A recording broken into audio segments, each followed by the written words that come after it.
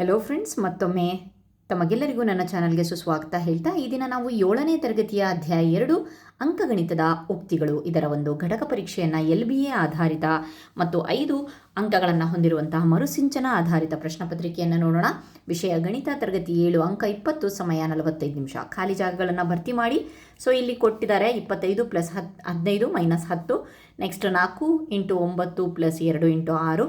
ಇದನ್ನು ಸರಿದೂಗಿಸ್ಬಿಟ್ಟು ಸೊ ಇಲ್ಲಿ ಉತ್ತರವನ್ನು ಬರೀಬೇಕು, ಬೆಲೆಯನ್ನು ಕಂಡುಹಿಡಬೇಕು ಅಂತ ಕೊಟ್ಟಿದ್ದಾರೆ. ಸೊ ಇಲ್ಲಿ ಚಿಹ್ನೆಗಳು ಮತ್ತು ಕೆಲವು ಅಂಕಿಗಳು ಸಹ ಮಿಸ್ ಆಗಿದೆ, ಅದನ್ನು ಬರೀಬೇಕು. ನೆಕ್ಸ್ಟು ಇಲ್ಲಿ ಈ ಎರಡೂ ಒಂದು ಸಮೀಕರಣವನ್ನು ಸೊ ಇಲ್ಲಿ ಯಾವ ಒಂದು ಸಂಖ್ಯೆಯನ್ನು ನಾವು ಸೇರಿಸಿ ಇದನ್ನು ಆ್ಯಡ್ ಮಾಡಿದ್ರೆ ಇವೆರಡೂ ಸಮೀಕರಣಗಳು ಸೇಮ್ ಆಗುತ್ತೆ ಅಂತ ಹೇಳಿಬಿಟ್ಟು ನೋಡಬೇಕಾಗತ್ತೆ. ಸೊ ಇಲ್ಲೂ ಸಹ ಚಿಹ್ನೆಗಳ ಒಂದು ಆಟ ಆಗಿದೆ. ನೆಕ್ಸ್ಟು ಚಿಕ್ಕದು, ದೊಡ್ಡದು ಅಥವಾ ಸಮ ಚಿಹ್ನೆಯನ್ನು ಬಳಸಿ ಅಂತ ಕೊಟ್ಟಿದ್ದಾರೆ. ಸೊ ಇದನ್ನು ನಾವು ಕರೆಕ್ಟಾಗಿ ಕಂಪ್ಲೀಟಾಗಿ ಟೋಟಲ್ ಮಾಡಿದೆ.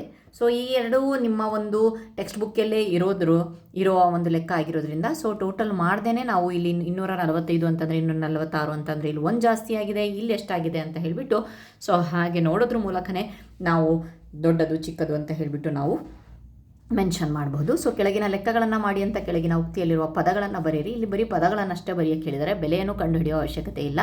ಸೊ 13 - 2 6 ಅನ್ನೋದು ಪದಗಳು.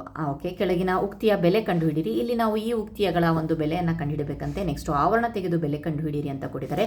ಸೊ ಇಲ್ಲೂ ಸಹ ಚಿಹ್ನೆಗಳ ಆಟ ಆಗಿದೆ. ಚಿಹ್ನೆಗಳಿಂದ ಗುಣಿಸ್ಬಿಟ್ಟು ಆವರಣಗಳನ್ನು ಹೊರತೆಗೆದು ಅದರ ಬೆಲೆನೂ ಸಹ ಕಂಡುಹಿಡಬೇಕಂತೆ. ಸೊ ಈ ಎಲ್ಲ ಕ್ವಶನ್ಸ್ಗಳು 5 ಕ್ವಶನ್ಸು 2 ಮಾರ್ಕ್ಸ್ ಇದು ಕೊಟ್ಟಿದ್ದಾರೆ. ಇಲ್ಲಿ 2 ಮಾರ್ಕ್ಸ್ ಇದೆ. ಸೊ ಅದಾದಮೇಲೆ ನೆಕ್ಸ್ಟು ಸರಿಯಾದ ಜಾಗಕ್ಕೆ ಆವರಣ ಹಾಕಿ ಉಕ್ತಿಯನ್ನು ಸಮಗೊಳಿಸಿ ಆವರಣ ಹಾಕಬೇಕಂತೆ. ಹಾಕಿ ಸೊ ಇಲ್ಲಿ ಏನು ಬಂದಿದೆಯಲ್ಲ 13 ಆ ರೀತಿಯಾಗಿ ಬರಬೇಕು. ಆ ರೀತಿಯಾಗಿ ನಾವಿಲ್ಲಿ ಆವರಣವನ್ನು ಹಾಕಬೇಕು. 1 ಮಾರ್ಕ್ಸ್ ಪರ್ ಈಚ್ A ಮತ್ತು B. ಸೊ 2 ಮಾರ್ಕ್ಸ್ ಸಿಗುತ್ತೆ. ಈ ಕೆಳಗಿನ ಉಕ್ತಿಗಳಿಗೆ ಹೇಳಿಕೆಯನ್ನು ಬರೀಬೇಕು. ಹೇಳಿಕೆ ಅಂತ ಅಂದರೆ ಒಂದು ಕಥೆ ಅಥವಾ ಸಂದರ್ಭವನ್ನು ಬರೀಬೇಕಾಗತ್ತೆ.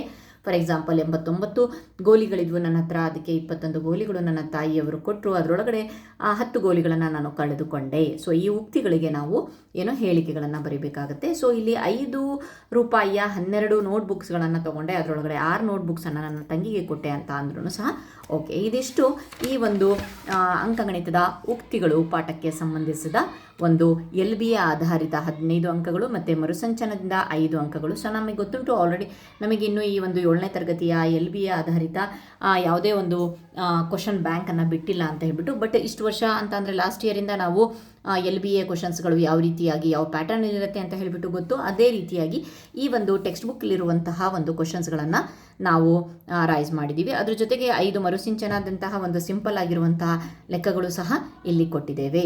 Okay, thank you friends.